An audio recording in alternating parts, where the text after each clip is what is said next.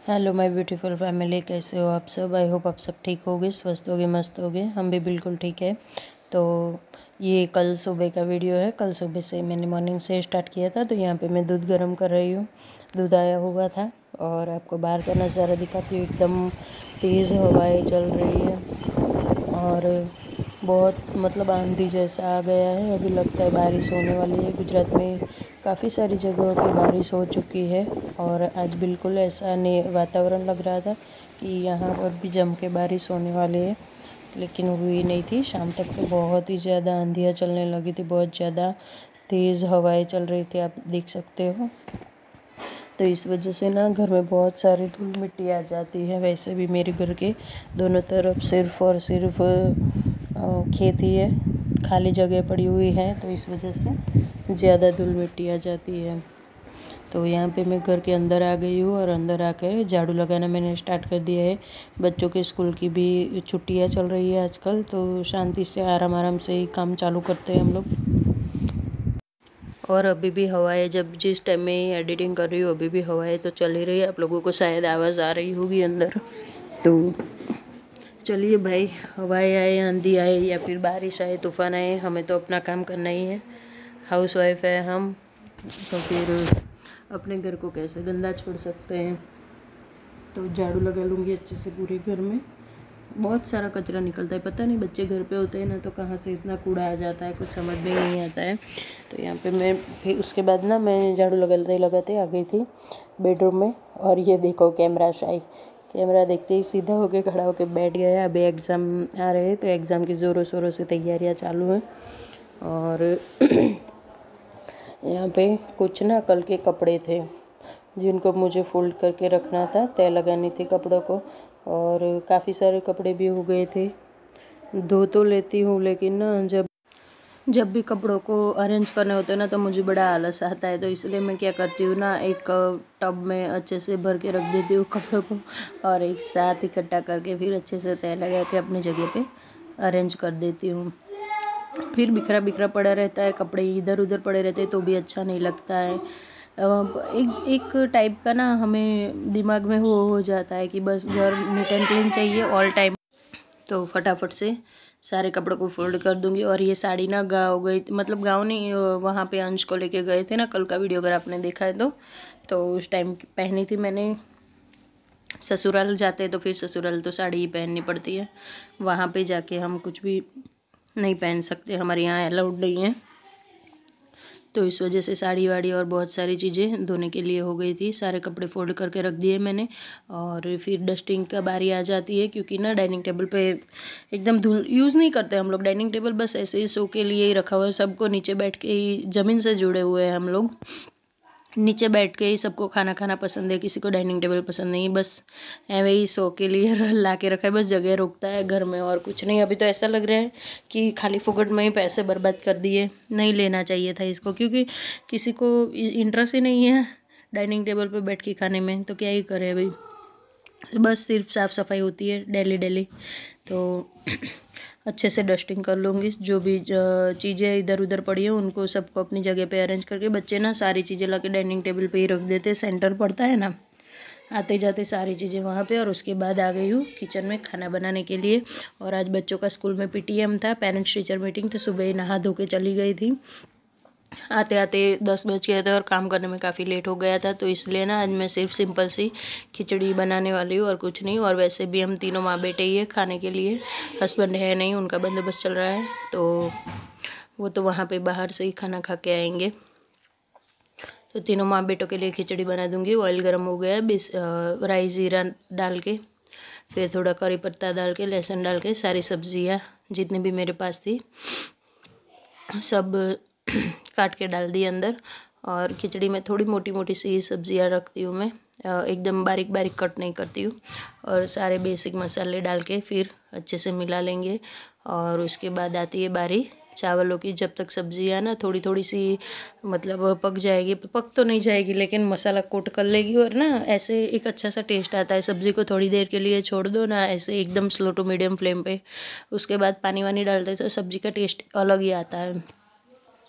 तो यहाँ पे सारे चावलों को मैं अच्छे से धो लूँगी। चावलों को धोना भी बहुत इम्पोर्टेंट होता है और मुझे तो फोबिया ही है बस एक टाइप का कि जब तक पानी एकदम नीट एंड क्लीन ना निकले तब तक चावलों को धोते रहना है। 4-5 बार धो लिया और उसके बाद आरओ के वाटर से भी धोना ज़रूरी है, क्योंकि टंकी का पानी टंकी में कुछ भी हो सकता है, आरओ जितना क्लीन नहीं होता है। तो आरओ के पानी से धो के फिर चावल और सब्जियों को एक साथ मिक्स कर लेंगे और फिर पानी डालेंगे।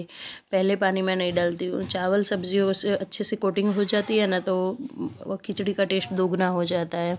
और ना पूरे मसाले कवर कर लेती हूँ, वरना कई बार होता है ना कि नीचे की तरफ मसाले लगे ही नहीं होते हैं, वाइट वाइट से खिचड़ी रह जाती है और ऊपर पूरे मसाले मसाले वाली रहती है।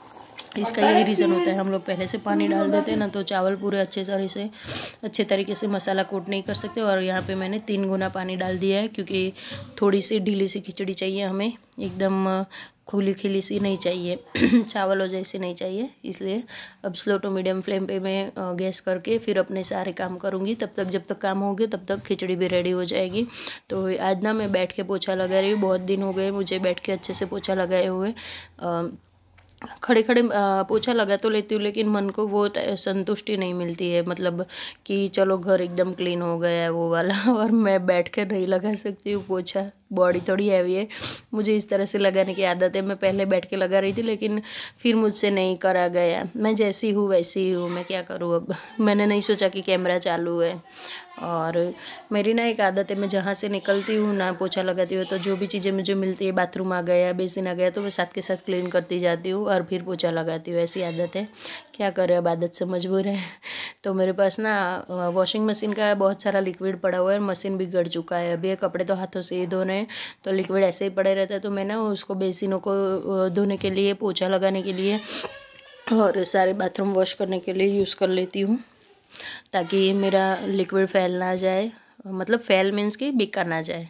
हाँ, और यहाँ पे ये कांच भी मुझे ना थोड़ा थोड़ा सा गंदा लगने लगा था, तो हाथ के हाथ उसकी भी सफाई कर लूँगी। तो सारी चीज़ों को निकाल के फिर पूरा कांच नीचे उतार के मैं ना ये वाला कपड़े धोने वाले जो ब्रश होते हैं ना, जो ख़राब हो जाते हैं, हम उनसे कपड़े नहीं धो पाते, उनको मैं ऐसे बाथरूमों में रख देती हूँ, ताकि बाथरूम साफ़ करने के लिए मुझे अलग से ब्रश की खरीदी ना करनी पड़े। और यहाँ पे अंश मुझसे पूछ रहा था कि मम्मी इस कांच में हमारा फेस क्यों नहीं दिखता, बाकी में तो मैं उसको समझा रही थी कि इसके पीछे कुछ लगा हुआ होता है तो ही हमें दिखता है, मतलब साइंस की उसको बहुत ज़्यादा क्यूरियोसिटी होती है, तो मैं काफ़ी चीज़ों में क्वेश्चन पूछते रहता है, तो उसके लिए मुझे भी प्रिपेयर रहना पड़ता है। और उसके बाद आ गई थी बेडरूम में भी काफ़ी कुछ बिखरा हुआ पड़ा था। बेडरूम का वॉशरूम भी क्लीन किया और उसके बाद बारी आती है बाहर की। तो मैं खिड़की धो रही थी, लेकिन जैसे ही पानी डाला थोड़ा अंदर चला गया रूम में और वहाँ पे मैं पोछा करके आई थी, तो मैंने ज़्यादा नहीं धोई, नीचे नीचे का सरफेस धो दिया और उसके बाद बाहर की ओर पोछा लगा लूँगी। ये जो मैं नया लेके आई हूँ, इसको स्पेशल बाहर के लिए ही लाई हूँ। तो घर में मुझे ना बैठ के पोछा लगाना, मतलब आदत लगानी है अभी कि मैं बैठ के ही पोछा लगाऊँ डेली, इसलिए मैंने सिर्फ इसको बाहर के लिए ही रखा है।